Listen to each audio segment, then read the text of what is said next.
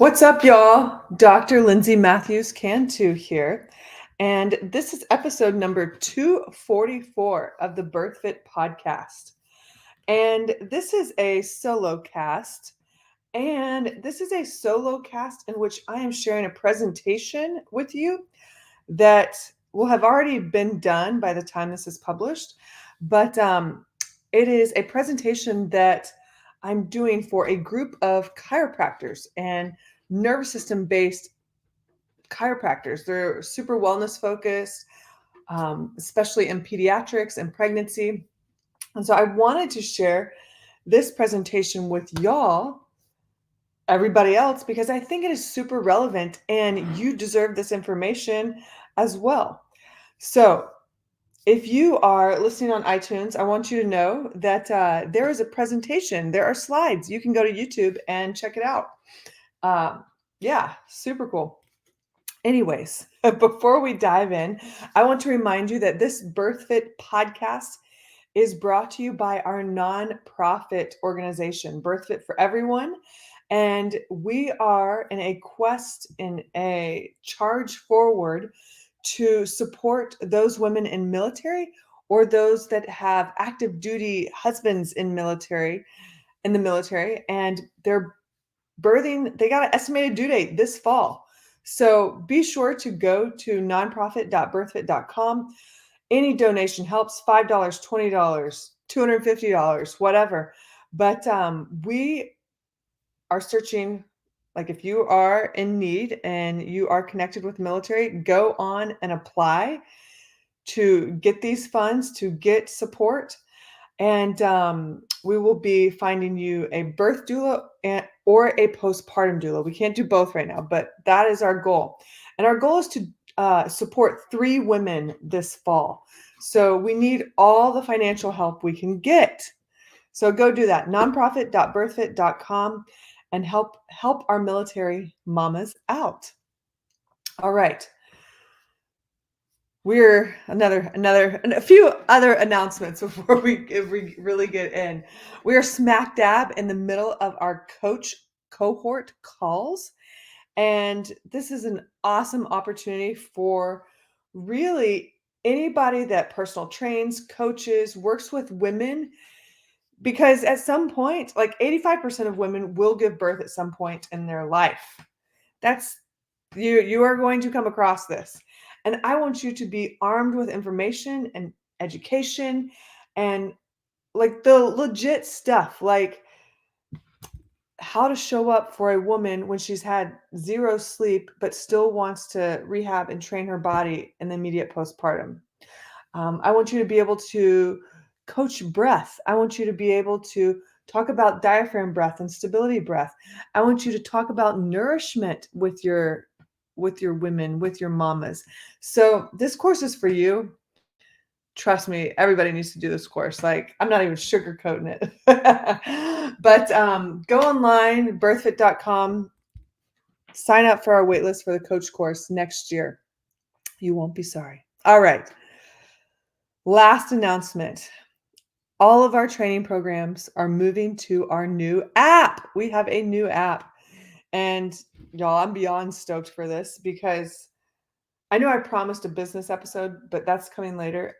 At one point in my life, I invested all my money into making a BirthFit app, and that fell through. That was quite frustrating. And so now, with the help of Kajabi, which Kajabi is an awesome program if you are a content creator, we've been with them since the beginning. I used to code programming on the back end, and then we switched our programs over, like our training programs, over to another platform. So it made more sense. And now we're back with Kajabi because they made us this app. Oh, I'm so stoked. So go to the App Store, get the BirthFit app, and that's where you can download, like it should auto populate for you, but all your BirthFit programs in there. And oh my gosh, the user experience is so much better. So friendly, straightforward, super simple, clean. I freaking love it. So our BirthFit Basics postpartum and prenatal program are on there now. Go to our website, buy it. Like I said, it should auto populate on your app. Let us know if you have any issues, because literally this was just released in August. Email us info@birthfit.com. All right, now that we're 5 minutes in, let's get to this presentation. All right, so give you a little backstory. Like I said, this is a presentation for chiropractors, and we have specifically been talking about the perfect storm. And this seminar was put on by Dr. Courtney Gowan and Dr. Tony Ebel. Dr. Tony Ebel runs PX Docs, the Pediatric Experience, which is an organization that has chiropractors all over the United States and soon the world, but specialize in pediatrics. And if you need a chiropractor, go look at pxdocs.com. Dr. Courtney Gowan is in Addison, Texas, which is close to Dallas, and she's a little force to be reckoned with. I know she just got big props from her city council to build a whole wellness village in Addison. So be sure to check her out. All right, so my presentation talks about tools and pillars that you can use right away to implement to make shift happen within your life.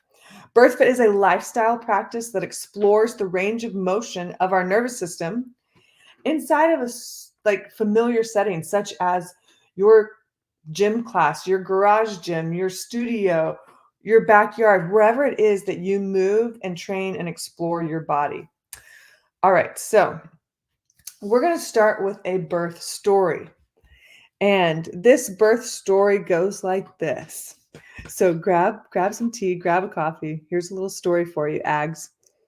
I don't know if any other Texas A&M people are listening, but this is a story for you, Ags.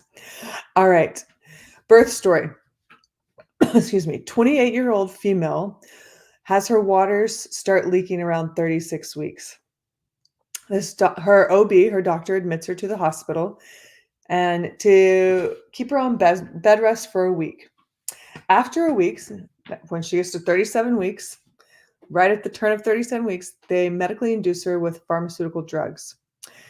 Baby and mom are immediately separated, and baby is taken to NICU. Baby is fed soy formula for the next almost 3 weeks, and baby vomited daily. And it's not just spit up, baby vomited, and no one questioned, oh, it could be the soy formula. But anyways, baby was in NICU, and mom was discharged almost 24 hours later after the birth. The mom described that birth as brutally painful, said the doctor ruined her pelvic floor and vagina by cutting it all up, and says it was the most traumatic thing she's been through. Mom, definitely an overachiever. Her current job was a realtor. Newly married, so less than 2 years, if I remember correctly. Dad was in between jobs. So they depended on both paychecks, but they weren't they were middle-class family. They weren't hurting for money. And mom went back to work at 3 months postpartum.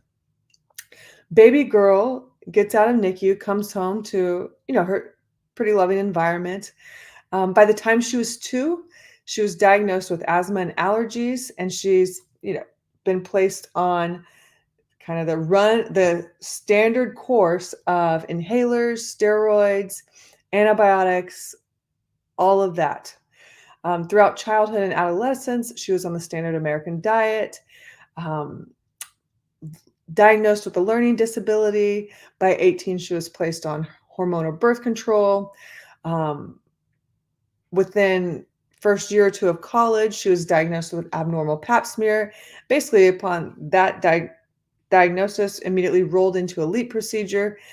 And that girl was disconnected from her body and spiritually lost. Very similar to her mother after that birth experience. After that traumatic birth experience, that mom was disconnected from her body. She was ashamed of her body. And she carried that over into everything she did. This birth story is why I started BirthFit. So we'll come back to it. The big takeaways here. So there's three big takeaways for me with this birth story. It's very similar to a lot of birth stories, unfortunately, in our country. Um, and I would say that the three big takeaways are very similar, kind of standard across the board. We do notice in chiropractic terms the perfect storm. This is takeaway number one.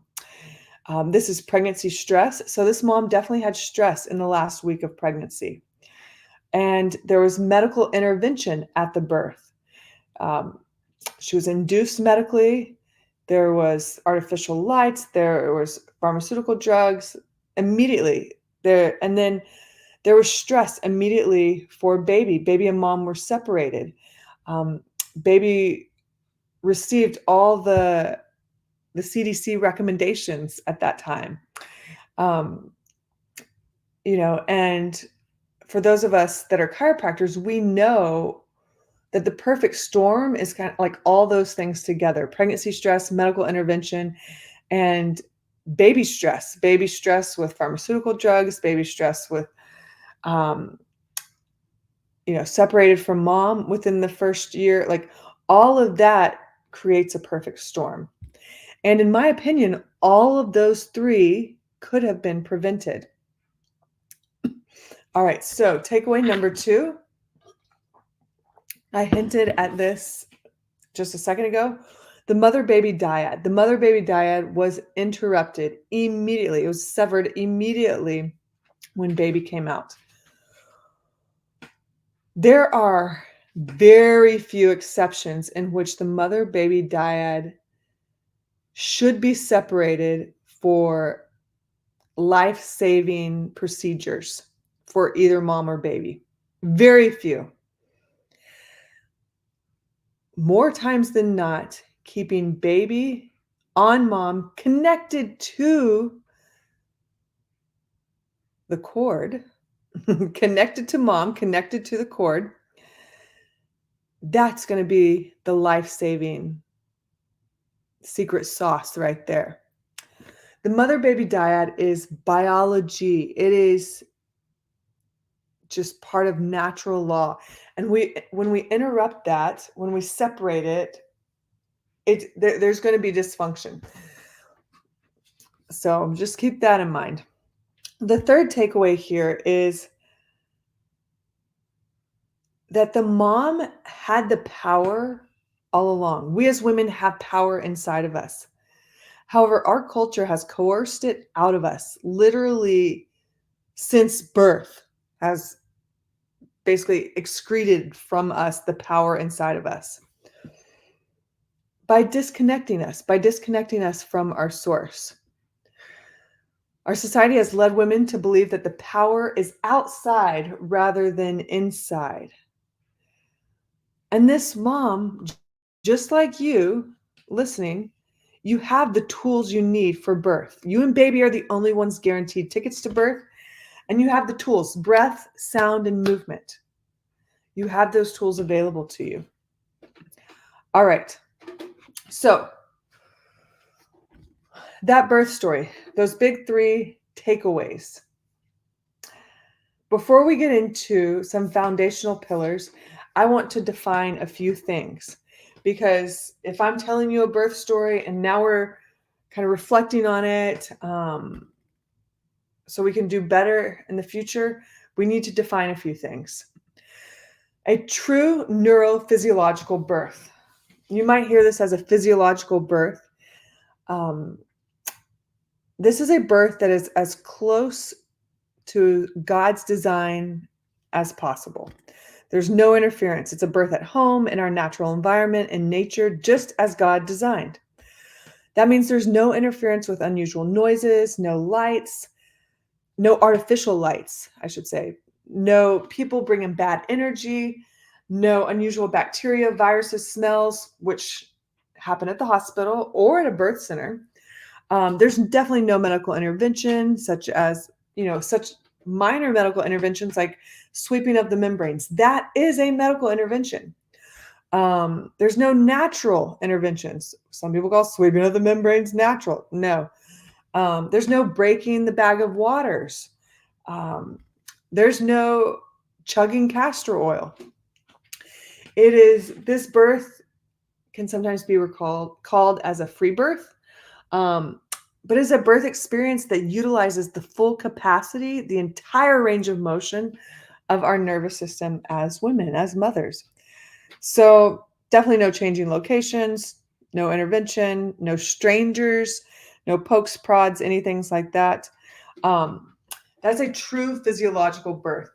And many, many professionals in our country today have never witnessed a true physiological birth. And I want to point this out to you, everybody listening, that you have a true physiological birth on one end of the spectrum, and on the other end of the spectrum, you had a major abdominal surgery. This is a cesarean birth. Now, there's no morality here. Neither is good or bad, as we're just talking about it right now. So don't start shaming yourself or shaming anybody else. But I want you to be aware of this because a major abdominal surgery and a physiological birth have two different healing timelines. They are not going to be the same healing timelines. Think about that. One literally cut into, the other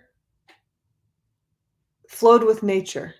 Like, let's think about that. That requires two different healing timelines. So we need to be aware of this. And I want to get clear on this phrase, this term, this phrase, whatever, because we are not clear as a society. And what I've noticed, what made me get clear on this is when I'm taking histories and I need to know about a woman's birth so I know kind of what the healing timeline is going to look like inside my chiropractic office. So when I ask her, hey, how was your birth experience? Maybe she's 2 years postpartum, maybe she's 5 years, whatever. I ask. And she'll say, oh, I had a natural birth. I go, okay, where were you? Where did you have this natural birth? Oh, I was at St. John's, or I was at whatever hospital. Well, I don't want to burst your bubble, but that is not a natural birth. You're an artificial light. You have unknown bacteria and viruses that are new to your body, your environment, and strangers and noises, weird noises. All right. So somebody else says, I had a vaginal birth at the hospital. Okay. Did you have Pitocin or an epidural? Oh, yeah, for sure. Well, each of those comes with consequences. We don't know how an epidural reacts with you or you or you. We are all different. So that's what got me going on. Okay, we need to have some defined terms here. So physiological birth and cesarean birth have two totally different healing timelines, and there's a whole spectrum. If somebody goes into labor naturally and then chooses a cesarean for some, like, maybe they have limited options in their community, and they know their baby's breech. This is actually more common than you probably realize.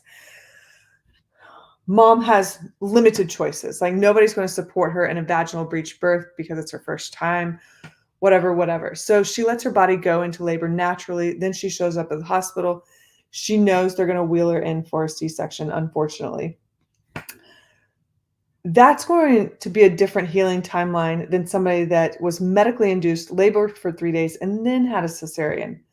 The mom that showed up was not medically induced. Baby chose their birth date, and the amount of time that the drugs are in her body are a lot less than that the other one that had a 3-day long labor.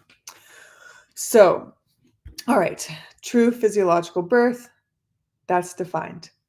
All right, the mother-baby dyad. We touched on this earlier, but like I said, this is a truth in biology. This is a natural law.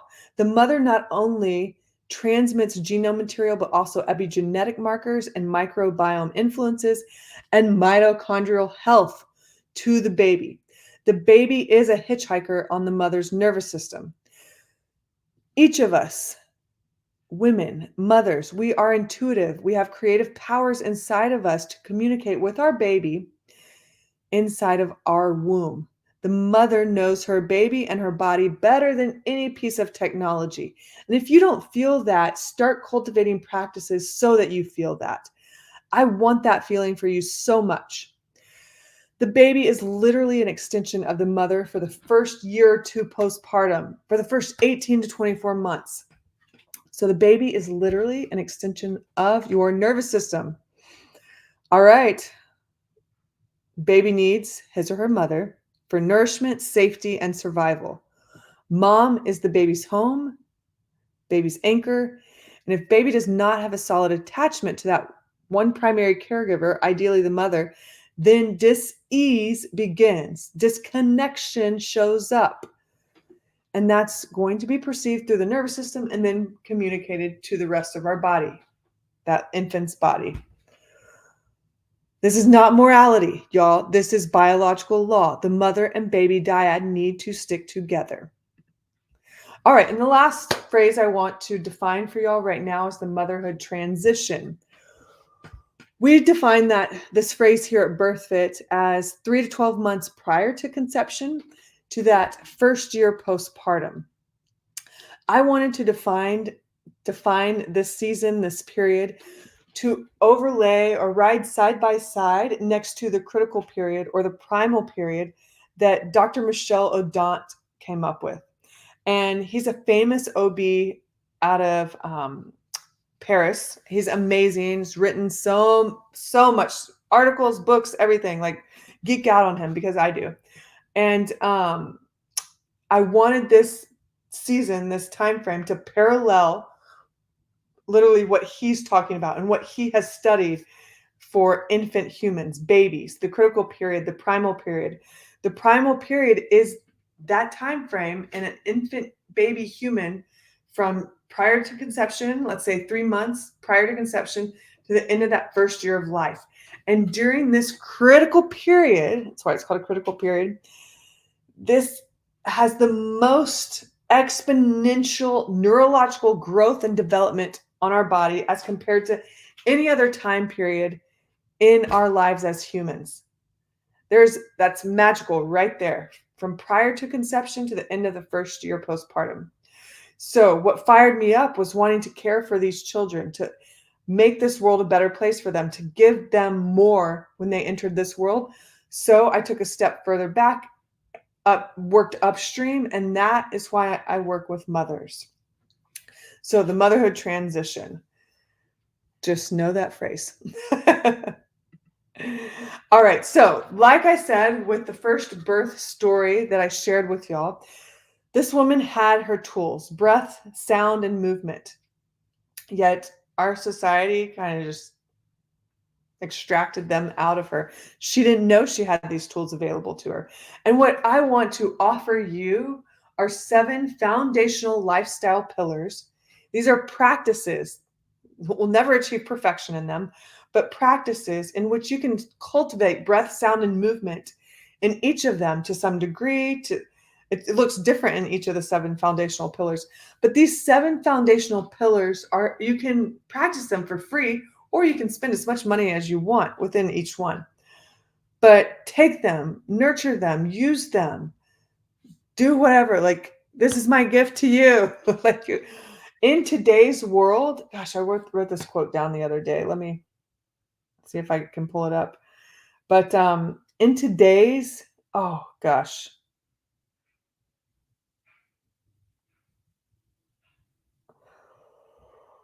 I'm not going to be able to find it. Dang. But our biology, like our reproductive biology, is definitely at a mismatch with our modern technology world. So you have to be all in, super dialed to optimize your health daily. I wish it were easy. It's not. It's simple, but it's not easy. You've got to be like on it, because we got 3-letter organizations, we got technology, all of this just kind of like looking over your shoulder saying, "Oh, you're healthy. Well, let's try to do something about it." All right. So anyways, breath, sounds, and movement, 7 foundational pillars. Here we go. Number one, sunshine. I need you to get it through your head that the sun is not bad.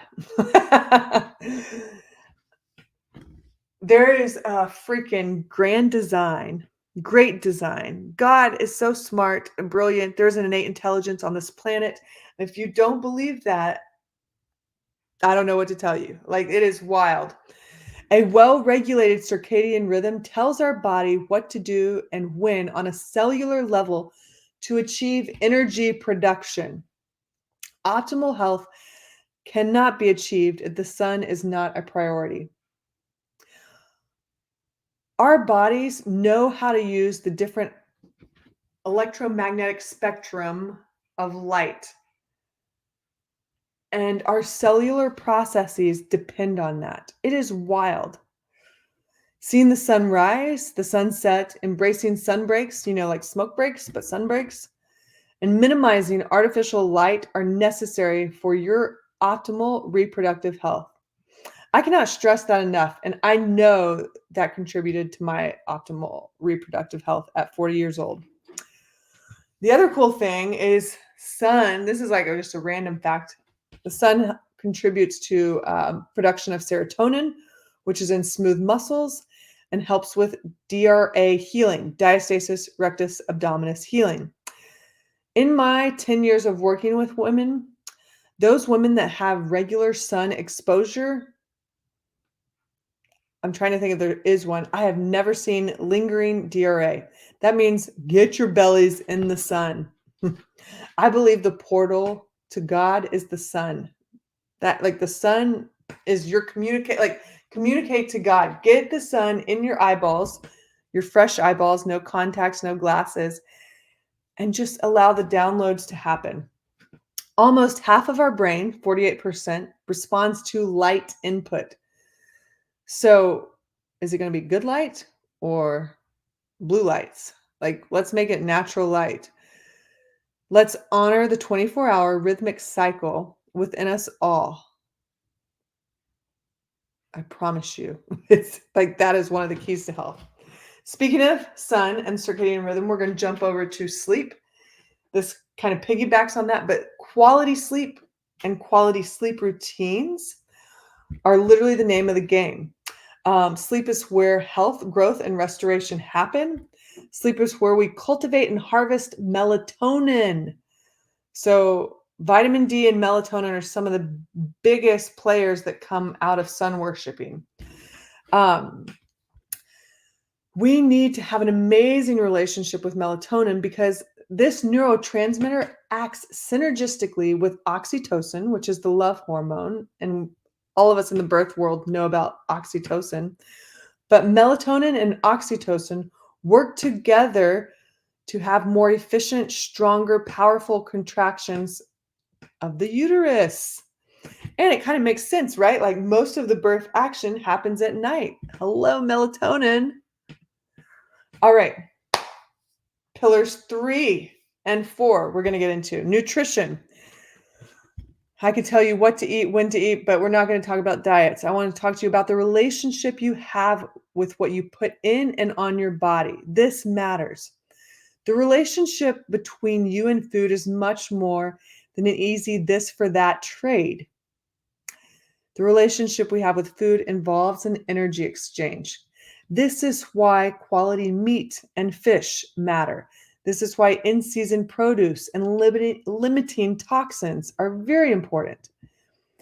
It's not just about counting calories or counting macros. You literally are consuming the energy, the vitality of whatever that is in front of you or whatever that is you're putting on your skin. And if it lacks vitality, you're going to lack vitality. So limit the junk, the negative energy you're putting on your body. And I will say, yes, animal products are of highest priority for us because I don't believe you can build a healthy baby on a vegan diet. That's just me and all the research I've read. All right, number 4, fitness. Fitness is literally like the gateway drug to trusting your body again. Through fitness, we show up for class, we show up in the garage gym, we show up with a group in the park consistently. And this builds trust and confidence in you, the doer. And then we gain more skills. We lift more weight, we run faster, we feel better, we look better in clothes, and we sleep better. How cool is that? And the benefit list keeps going on and on and on. Movement is literally a conversation with our bodies. It's a way for us to explore the range of motion of our nervous system in a familiar environment. You won't hear me say the word safe because that's relative and that's nothing in life. There's no 100% guarantee for safety, but familiar environment. So if we can explore squats, if we can explore lunges, if we can start to explore all this space around us, then we are making an optimal environment for our baby to grow inside of our womb.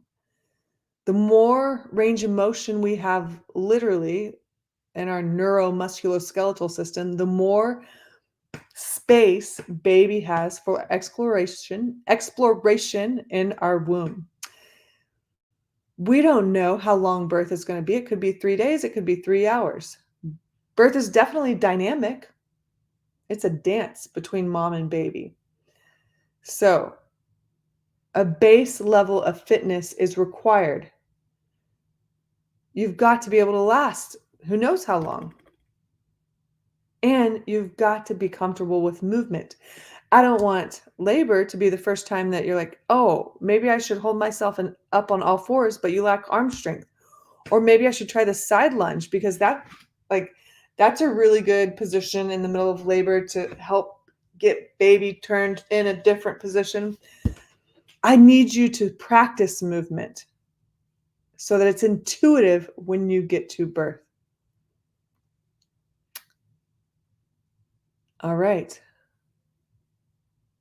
Let's move on. Oh, I do want to add this because we're all listening. Our programs, like BirthFit, we sell programs, to be straight up, we sell programs that support a woman's nervous system while training general strength and conditioning via basic human movement patterns. And I'll just go off on a tangent here a little bit. Like you hear me say the basics, the foundations all the time because we don't have those dialed as a society. We have got to get really good at the basics. We have to practice the foundations. Then we can fly from a trapeze and do whatever it is we want up there. All right. Number 5, foundational pillar, mindset. We employ a radical responsibility mindset here at BirthFit. God gives us free will, and we choose to embrace ownership in our actions and our consequences. Note, this radical responsibility does not excuse anybody's lame behavior. Note number 2, radical responsibility begins long before birth. You might have heard me say the phrase, we birth how we live. And that's absolutely true. If you are sedentary, you are not going to have probably the dance that you need, the movement that you need, the space, the range of motion that you need to labor baby down and out. If you don't embrace radical responsibility with your actions and consequences long before preconception, there may be fertility obstacles. I don't know. But radical responsibility starts long before birth happens, and we birth how we live. All right, so 2 important characteristics that we wear here at BirthFit are the ability to surrender and the ability to adapt. We believe these are so important in motherhood, and they speak for themselves. So when we see the fork in the road, we make the choice with the current resources we have available. And then we jump in that flowing river and we send it. We're all in, we go for it. When we have the opportunity for reflection, we review and make choices. This is where we adapt. We utilize radical responsibility with a supporting role of that growth mindset. All right, number 6, foundational pillar, community. I put community because people are really important. This includes your immediate environment, and people are in that immediate environment. Um, you cannot heal or expand in the environment that made you sick or the one that doubts your capabilities. Your wellness team and your birth team need to have very similar values and beliefs as you do. If they don't trust birth and you're hoping for a unmedicated home birth, you might need to find new teammates there. Number 7. Oh, this is beautiful. I don't even know if I can play this on here. Oh, dang it, I can't. Okay. Number 7, spirituality. Like I said in the beginning, there is an innate intelligence within us all.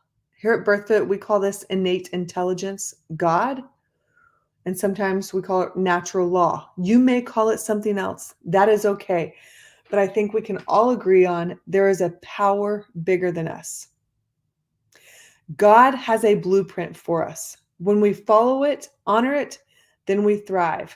When we stray, and we all know what it feels like to be disconnected, to be subluxated, disease shows up. Subluxation shows up. Subluxation is our word in chiropractic that means, I'm going to just dumb it down, like a bone out of alignment that causes a lack of optimal nerve firing pattern from the spinal column out to the peripheral nerves. Subluxation, that word literally means without light, which is really freaking cool. Therefore, that means a disconnect from our power source. So a nervous system based chiropractor removes interference from our nervous system, from our communication channel in our body, so that source, God, the sun, can shine through our pituitary gland, influence our brain, and communicate that through the rest of our body with no interference. Pretty cool. All right. The last thing I want to say is there's this awesome YouTube video, and I talked about breath, sound, and movement before. And this is a pastor on Instagram, and I'm trying to pull it up because I'm blind here.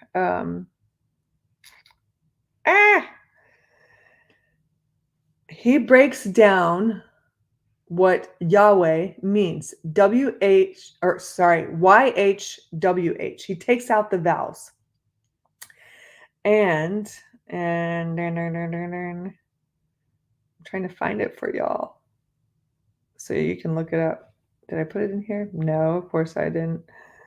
I try to be organized, but I'm not. All right. His Instagram handle is PS Kong He. PSKONGHEE. And this video is on his Instagram, and it is called Yahweh, the personal name of God. This is a powerful video. And he talks about our first and last breath on earth. We are literally saying the personal name of God. So I want you to try that. Think about that right now. Inhale and exhale.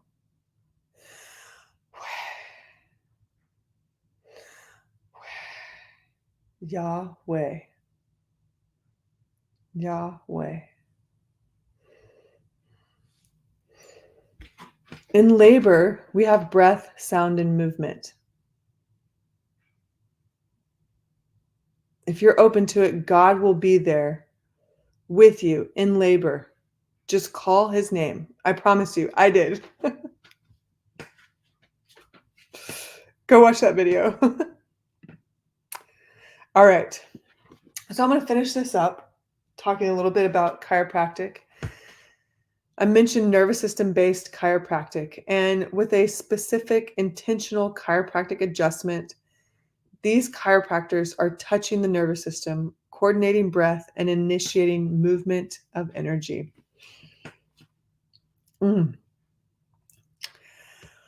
Remember, baby is a hitchhiker on mama's nervous system. And if we want to make shift happen in today's world, in our world, and leave the world better for our children, we have to get back to the basics. We have to honor natural law. We've got to start trusting birth. And how do we trust birth? We have to cultivate our daily practices. We have to cultivate breath, sound, and movement inside of each of our 7 pillars. That's where we build trust. It doesn't happen overnight. We birth how we live. So start practicing now. Share BirthFit. Utilize the 7 pillars. And if you have not heard my birth story, I want to share a little bit of it with you right now. Hopefully I got time. Okay. I'm waiting for my baby girl and my husband to get back home. My water started leaking at 36 weeks. Very similar to that birth story earlier I shared with you. That birth story I shared earlier with you was my mother.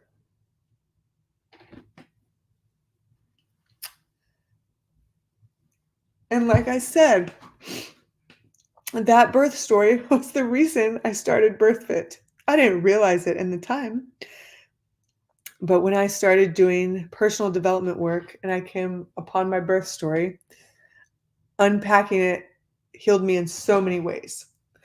And then having this birth healed me on exponential levels.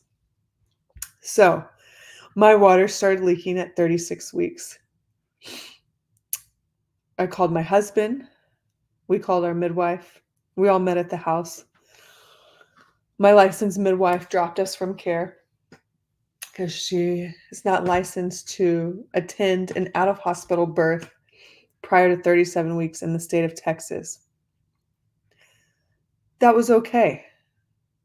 We knew there was always a possibility with somebody that has a licensure like that. My husband and I chatted. We chatted a lot. We discussed. Discussed is probably a good word. I was healthy. There were no signs of any infection, nothing.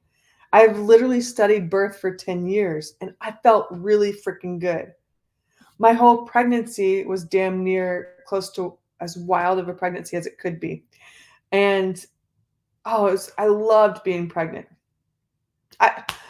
I was ready to go 42 weeks. But we're sitting here at 36 weeks. So we decided, okay, well, we're not going to the hospital. That was the recommendation, to go to the hospital and get induced. We asked ourselves 2 tough questions. Where would we want to be if everything went as desired? And where would we want to be if nothing went as desired? And the answers were the same. Both me and my husband said at home. We knew if we went to the hospital, immediately upon walking into the hospital, I would be labeled high risk. And it would be an uphill battle to just have anything close to the birth we desired. And to try to prevent any sort of pokies, ointments, anything on our baby. We made that decision to stay home confidently because we had educated ourselves. We had studied just in case free birth. We had studied all that we could. We also consulted with one of my mentors, Dr. Stu, and I just wanted to make sure that I wasn't, going off the deep end here. But my husband and I chatted with them, and he reassured me that women go into labor. Majority of women go into labor within 2 to 4 days of their waters leaking, and not a problem for me to go a whole week. Me and baby were healthy. So I started contractions. My water started leaking Friday morning. I started contractions Saturday morning. Less than like 24 hours later, they puttered off, midday. We got some walks in. We ate good food. We rested. My husband put up the birth tub on the back porch because that is where I knew I wanted to birth our baby. And through a miracle, I did have a midwife friend that agreed to attend our birth. She was only available till Monday, and we were okay with that. We said, okay, if I don't have a baby by Monday, then nobody will attend our birth. So she came over, checked things out. She was cool with everything. And she said, just call me when things pick up. That was like 6 or 7. And then my husband called her around 9 or 10. And we just got a message. And my husband called her around 9 or 10. She came back over. Things were intense. I would never describe any of labor as painful. Intense, yes, but it's the biggest trip of my life. I just kept saying, deeper, go there.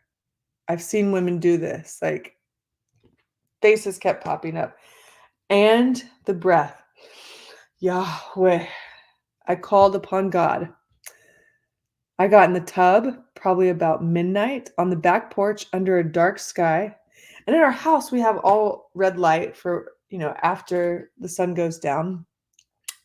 And baby girl was born at 1:24 a.m. on our back porch, healthy as can be, into my husband's hands, and then he placed her right upon my chest under the dark sky in Wimberley, Texas. It was divine.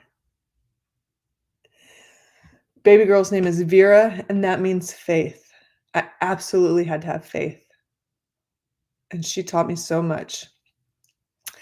Like I said, this birth story of mine has been exponentially healing. And it did not come without a fork in the road, like most birth stories have a fork in the road.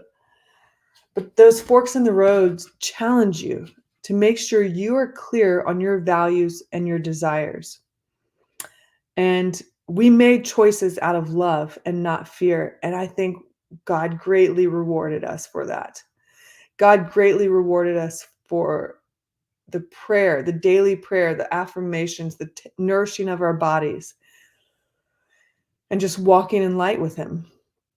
So I want you to know, with that birth story, I truly believe that I changed the trajectory of health for our families. Birth affects us all because you were born. If you're a guy, you were born at one time. And whether you're listening to this as a mom, a soon-to-be mom, a chiropractor, a coach, a physical therapist, a healer of some sort, you are influencing birth if and when the next time you touch your hands to heal a woman, or the next time you coach a woman, the next time you adjust a woman that's pregnant, you are influencing her birth story. So just know that birth affects us all.